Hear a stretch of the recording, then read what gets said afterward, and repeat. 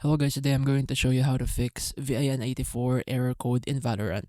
So first of all, exit all Riot related content or application. So exit Valorant itself, exit your Riot client, and exit Riot Vanguard. So to exit Riot Vanguard, just click the top arrow here on your taskbar, and then here you will see Riot Vanguard, and then right click and then click exit Vanguard. It will say this will turn off right Vanguard, continue, yes.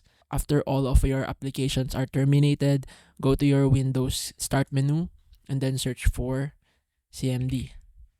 Now here, right click and run as administrator.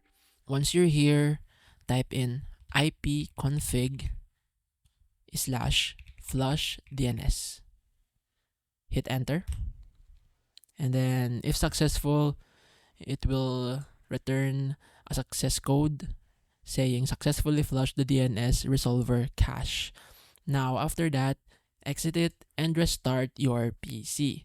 And after restarting, launch Valorant and your problem will most likely be solved.